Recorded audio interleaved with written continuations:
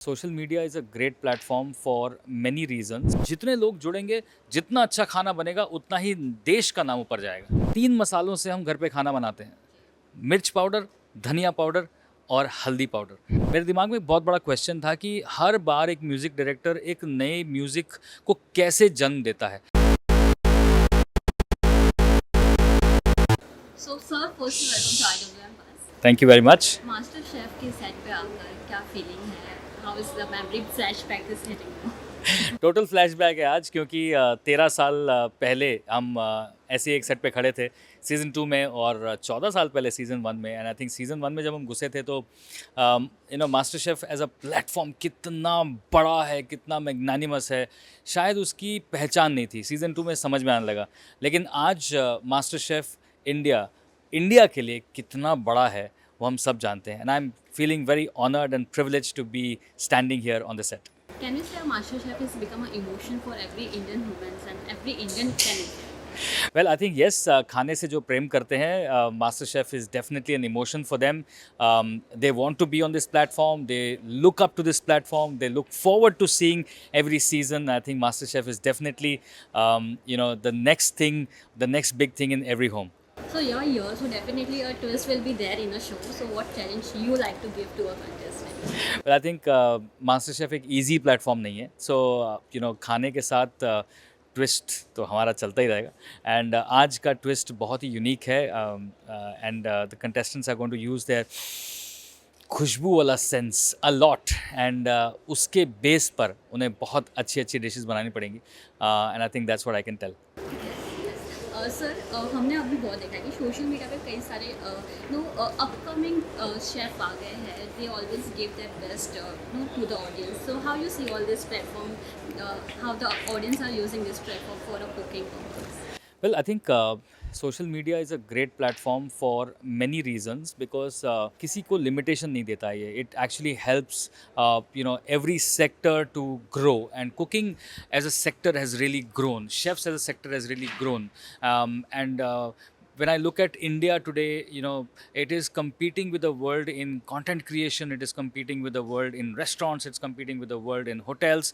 So हम कहीं पे भी पीछे नहीं है. एंड इसके लिए हमें एक फुल फोर्स चाहिए, फुल पावर चाहिए. और फुल पावर मतलब जितने लोग जुड़ेंगे, जितना अच्छा खाना बनेगा, उतना ही देश का नाम ऊपर जाएगा. जी जी. Sir recently we saw you on a G20. How was that experience?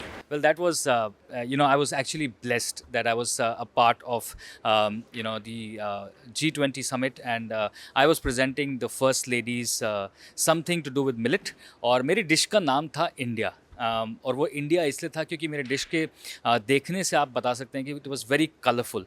So that was showing the vibrancy of our country. Dish में जो एलिमेंट्स थे, that was thekua from Bihar and shrikhand from Gujarat. So it was basically a me-fee of Thekua and Shrikhand. The reason of giving it a Western twist was that, I wanted to showcase that India is now no longer, just holding back with its basics. Like हम लोग, we're not a curry house. We don't just do curries and dal and chawal.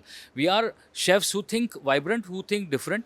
And क्योंकि बिहार से ठेकुआ और गुजरात से shrikhand, that also depicts that एक ही plate में unity दर्शाई गई है. And this is who we are a united country. And the flavours, हमारे जो फ्लेवर्स हैं, वो पूरी दुनिया उन पे वाउच करती है कि यार इंडिया के फ्लेवर्स बहुत इंटेंस हैं, कॉम्प्लिकेटेड हैं, but yet they are so simple and beautiful. 3 मसालों से हम घर पे खाना बनाते हैं. मिर्च पाउडर, धनिया पाउडर और हल्दी पाउडर. और बहुत सारी डिशेस इन्हीं 3 मसालों से अलग फ्लेवर देती हैं. किसी में हल्दी ज़्यादा की, फ्लेवर अलग. किसी में मिर्ची ज़्यादा की, फ्लेवर अलग.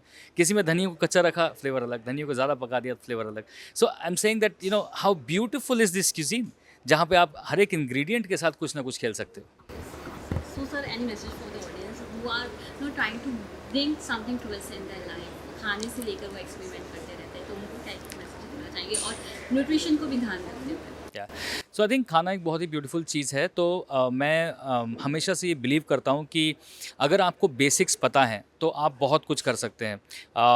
मेरे दिमाग में एक बहुत बड़ा क्वेश्चन था कि हर बार एक म्यूज़िक डायरेक्टर एक नए म्यूज़िक को कैसे जन्म देता है. How does a new song get born. And I actually went to one of the music directors and asked him कि यार नया सॉन्ग कैसे ओरिजिनेट करते हो अपने दिमाग में. And he said very simple, Saregamapa. तो you know that just open something for me कि इवन इन आवर फील्ड अगर हमें हमारे कुकिंग के सारेगामापा पता है, बेसिक्स पता है, so then we will be able to create new dishes all the time. अगर आपको पता है कि टोमेटो, गार्लिक, जीरा, बेसिल ये सब दोस्त हैं, तो ये कहाँ पे कैसे यूज़ हो सकते हैं आपको मालूम है. And you can actually use that. So know your basics well, understand your basics well, work on your foundations and then start experimenting. Experimenting से शुरू करेंगे तो आप कहीं ना कहीं कंफ्यूज हो जाएंगे एंड इट मे और may not end up to be a good dish. So to be a strong chef, I think foundation is very important, flavour understanding is very important, and knowing your basics is very very important. But never stop trying. गलती होती है, no problem, मेरे से भी होती है, आज भी होती है. गलती करो, आगे बढ़ो. Thank you so much, sir, and all the best. Thank you.